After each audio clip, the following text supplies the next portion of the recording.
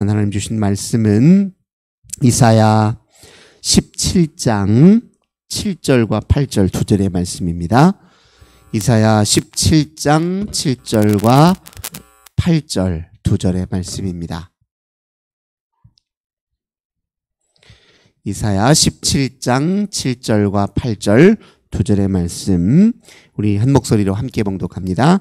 그날에 사람이 자기를 지으신 이를 바라보겠으며 그의 눈이 이스라엘의 거룩하신 이를 뵙겠고 자기 손으로 만든 제단을 바라보지 아니하며 자기 손가락으로 지은 아사레나 태양상을 보지 아니할 것이며. 아멘. 오늘도 우리 주님과 함께 이 복된 날 시작하시는 우리 모든 성도님들, 하나님께서 하늘의 크신 은혜와 평화 가득 부어주시길 주님의 이름으로 간절히 기원합니다. 오늘 본문의 말씀을 통해서 자기를 지으신 이를 보다, 이런 제목으로 함께 은혜 나누도록 하겠습니다. 이사야 선지자가 당시 이스라엘과 또 남쪽 유다의 현실을 고발했을 때 가장 중요한 죄악사항이 크게 두 가지였습니다. 하나는 너희들이 형식적으로 예배를 드릴 뿐 일상에서의 삶을 보니, 삶의 예배를 보니 하나님이 기뻐하시는 정의와 공의를 행하지 아니하고 자비를 베풀지 아니하고 하나님의 마음과 뜻을 거슬려 살았다. 예배는 드리면서 정작 삶은 하나님과 무관하게 사니 너희들의 예배는 형식적인 예배, 거짓된 예배에 불과하다. 이게 이제 이사야 선지자의 첫 번째 고발이고, 또 하나는 내가 아니라 너희들이 욕망과 두려움을 투사하여 만든 우상을 숭배하는 것이 그들의 죄악상의 두 번째 모습임을 이제 이사야 선지자가 고발했습니다. 그래서 우리 하나님께서 의롭게 개입하시고 심판하시는 그 날에 어떤 일이 일어나느냐, 오늘 다시 본문 말씀을 보면 자기를 지으신 이를 바라보게 될 것이다. 그들의 눈이 이스라엘의 거룩하신 이를 보게 될 것이다. 이전에는 자기 손으로 만든 제단을 보았고 자기 손으로 만든 우상을 보았다면, 그날에는 즉 하나님이 의롭게 개입하셔서 그들을 깨닫게 하시고 회개케 하시고 또 그들을 바로잡으시는 그날에는 하나님을 바라보게 될 것이다. 이렇게 지금 선포하고 있습니다. 우상과 하나님과 가장 극명한 차이가 무엇입니까? 우상은 우리 손으로 만든 것이에요. 그래서 어떤 특징이 있냐면 우리가 원하는 것을 그저 들을 뿐이에요. 우리에게 아무런 대답도 해주지 않습니다. 뭘 요청하는 게 없어요. 그저 우리의 욕망과 두려움의 투사물이기 때문에 묵묵부답입니다. 그런데 우리 하나님은 어떤 분입니까? 우리를 지으신 분이에요. 우리가 만든 분이 아니라 하나님이 우리를 지으셨죠. 그래서 하나님은 우리에게 말씀하시는 분이에요. 우리 인생을 향해 말씀하시는 것이라고요. 우상 숭배하는 사람은 끊임없이 그 우상과 함께 눈이 멀고 귀가 멀기 시작해요. 사람은 자기가 숭배하는 것을 닮아가거든요. 우상은 귀도 먹고 눈도 먼 존재예요. 그러니 우상을 숭배하는 사람은 영적 눈도 멀고 영적 귀도 멀게 되어 있어요. 그는 스스로 우상에 힘입어서 있지도 않은 거짓신을 섬기다 결국은 그가 패망의 길로 가기 일쑤입니다. 그러나 우리 하나님을 섬기는 사람들은 그의 말씀 앞에 겸손하게 무릎을 꿇을 수밖에 없고요. 무엇보다도 하나님이 창조해 주시고 내가 피조물이라는 사실, 그 피조물이라고 하는 사실에 대해서 민감하게 깨닫고 피조물 되매의 삶을 살기 위해서 애를 쓰게 됩니다. 내가 피조물이다 이렇게 인식한다는 건 뭘 뜻합니까? 나를 지으신 이의 존재의 의미와 목적이 하나님, 나를 지으신 하나님께 있다는 걸 인정한다는 걸 뜻해요. 인간의 본성 중에 본성은 피조성입니다. 우리는 피조물이에요. 즉 하나님이 우리를 지으실 때는 거기에 하나님의 선하신 의도와 목적이 있다는 거예요. 우리 인생의 목적과 의미를 하나님에게서 찾는다. 이것이 자기의 피조됨을 인정하는 것이다. 이렇게 이야기할 수 있습니다. 또 자기의 피조됨을 인정한다는 것은 겸손하다는 걸 뜻해요. 자기 한계를 인정한다는 겁니다. 자기의 유한성을 인정한다는 거예요. 그래서 오직 영원하시고 무한하시고 거룩하신 하나님을 의지하여 사는데 힘쓰는 것이 자기의 피조됨을 인정하는 사람들에게 이제 나타나는 중요한 특징입니다. 이렇게 피조물이 온전한 생을 살고 그의 목적과 또 지으신 이의 선하신 뜻을 따라 온전히 살려면 무엇보다도 하나님을 바라보아야 되죠. 하나님을 바라본다라고 하는 것이 갖고 있는 의미, 첫 번째, 세상을 보지 않는다는 걸 뜻합니다. 세상에 빼앗겼던 마음의 시선과 중심을 주님께 돌려드린다는 걸 뜻해요. 다른 말로 하자면 무엇을 보더라도 현혹되지 않는다는 거예요. 조금만 좋은 것 있으면은 이게 내 인생의 전부인 것 같고, 이거 없으면 인생이 망하는 것 같고 하는 세상 것을 내려놓고, 아무리 값지고 귀하게 보여도 하나님보다 우선일 수는 없다. 이게 하나님을 바라보는 사람의 태도인 것이죠. 그러니까 세상에 화려한 것들에 눈을 빼앗기지 않고 현혹되지 아니하고 오직 하나님을 바라보는 것, 하나님의 위대하심을 인식하는 것, 하나님의 선하심과 아름다움을 바로 볼 수 있는 눈, 이게 이제 하나님을 바라보다라는 말이 갖고 있는 의미입니다. 동시에 그렇기 때문에 마음이 어떻게 되냐면 딱딱하게 굳어져 있다가 부드럽게 풀립니다. 왜냐하면은 우리가 어떤 특정한 대상에 고집스럽게 그것만 집착하게 되면 마음이 딱딱하게 굳어져 버려요. 근데 하나님께 눈길을 두는 순간 이 세상의 모든 것들은 다 상대화돼요. 그저 지나가는 것, 잠깐이면 사라질 것, 유한한 것, 허상인 것, 헛된 것, 이렇게 보이니까 모든 것에 매여있던 마음들이 부드럽게 풀어집니다. 그래서 하나님을 바라보는 사람의 첫 번째 특징은 유연함에 있어요. 마음이 활짝 열립니다. 그래서 싫고 좋은 것을 막 이렇게 가리질 않아요. 조금 싫고 불편한 것들도 다 하나님의 손 안에 있다, 통치 안에 있다, 이렇게 여기고 부드럽게 받아들여요. 웬만한 일로 흔들림이 없다는 겁니다. 그래서 오직 하나님께만 시선을 고정되어 살기 때문에 그의 마음이 이리저리 흔들리거나 좌충우로도 하지 아니하고 유연하게 모든 인생을 대응한다는 겁니다. 그래서 섣부르게 판단하지도 않아요. 지금 내게 닥친 일들을 무조건 불행한 일이다, 또 조금 좋은 일을 무조건 좋은 일이다 판단하지 아니하고 하나님의 통치의 과정이다, 이렇게 인식하면서 단정적으로 세상을 보지 않는다는 겁니다. 그래서 세상의 신비를 더 깊이 깨달을 수 있어요. 어떤 사람들이 세상을 좁게 사느냐? 단정하는 사람이에요. 이거 나쁜 일이야, 이건 좋은 일이야, 이거는 나한테 유리한 일이야, 불리한 일이야. 유리할지 불리할지는 두고 봐야 아는 거예요. 좋은 일인지 나쁜 일인지도 두고 봐야 아는 겁니다. 그래서 세상을 바라볼 때 단정하지 않고 열린 마음으로 보는 거예요.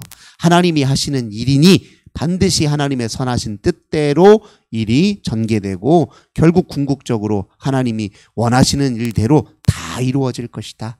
결국 하나님의 선하신 뜻대로 세상은 돌아가게 될 것이다. 이런 믿음이 우리에게 필요합니다. 이게 하나님을 바라보는 사람의 특징이에요. 그러니 소망을 늘 갖고 있죠. 궁극적으로 하나님이 모든 일을 완성해 가실 것이다. 결국 모든 일은 모든 면에서 다 잘 될 것이다. 이런 마음을 갖는 게 하나님을 바라보는 뜻이에요. 모든 일은 모든 면에서 결국 다 잘 될 것입니다. 왜요? 모든 일은 다 하나님이 주장하시기 때문에 그래요. 하나님의 주권과 선하심과 의지를 인정하는 게 하나님을 바라보는 사람들입니다. 이걸 인정하지 않으니까 자기 노력이 전부예요. 자기 운세가 전부예요.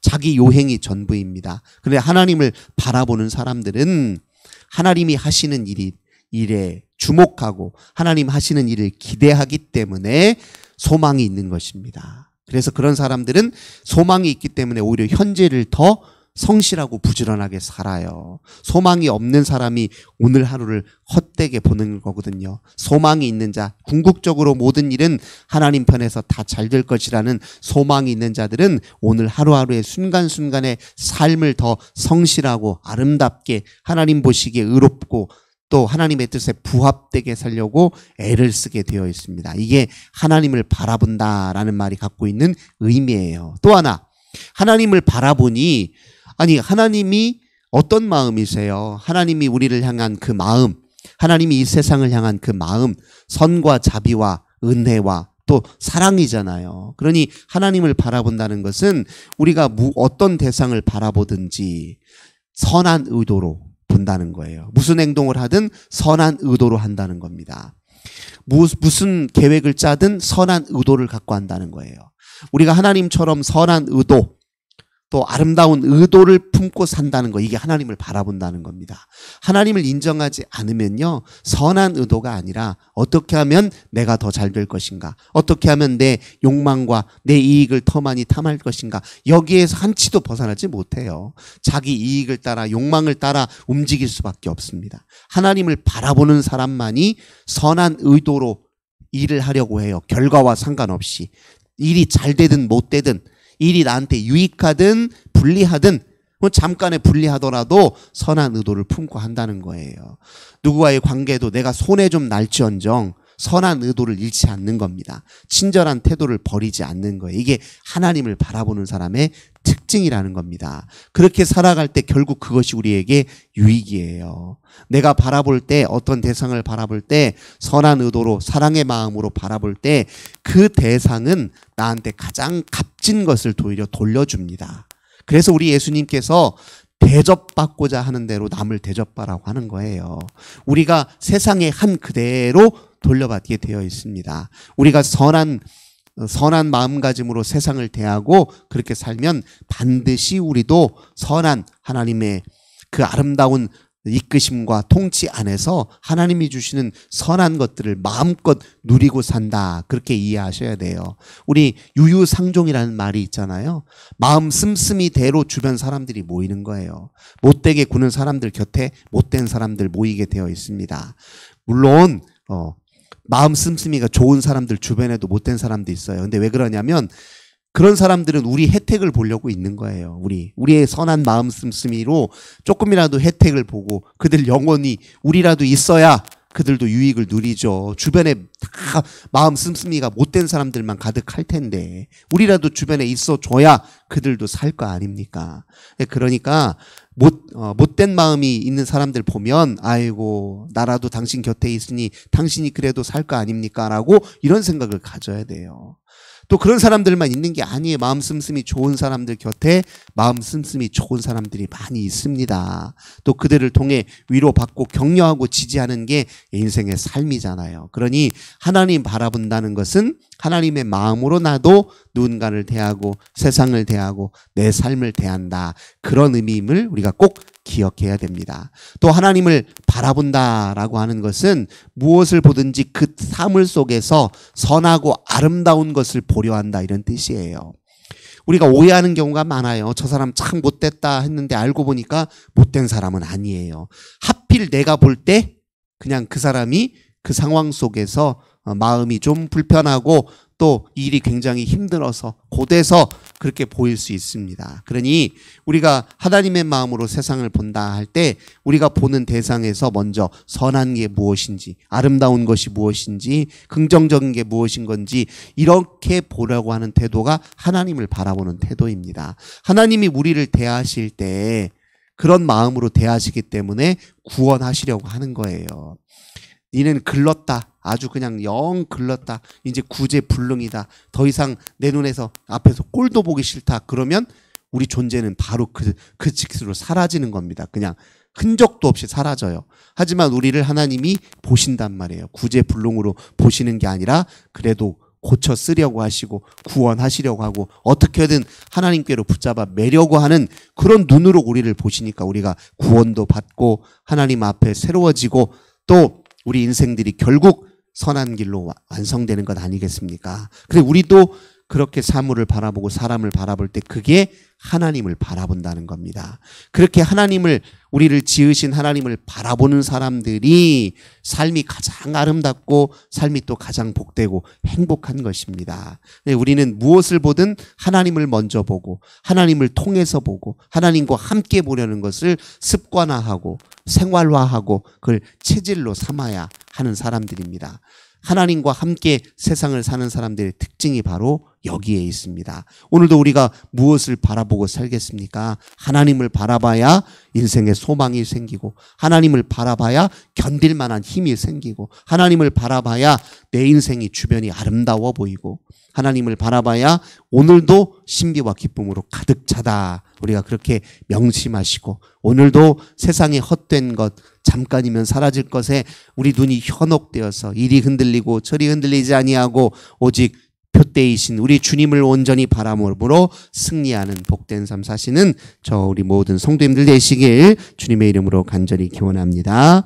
좋으신 주님 감사드립니다. 우리는 때로 연약해서 우리가 만들고 세상이 만든 어리석은 것들에 마음이 빼앗기고 눈이 현혹되어서 또 우리의 욕망에 사로잡혀서 하나님 우리의 삶이 오히려 곤궁해질 때가 많지만 하나님 그러나 우리는 주님을 바라보므로 우리를 지으신 하나님 우리의 창조주 되시는 하나님을 바라보므로 우리의 삶이 온전해지고 새로워지고 진정한 풍요와 기쁨을 맛보도록 하나님 함께하여 주시옵소서. 오늘 모든 삶의 여정 가운데 우리 주님과 늘 동행하기 원하며 주님을 바라봄으로 세상을 보고 주님을 바라봄으로 내 삶을 보고 주님을 바라봄으로 나와 이웃을 바라보는 저희들 되게 하옵소서. 주 예수님의 이름으로 간절히 기도드립니다. 아멘.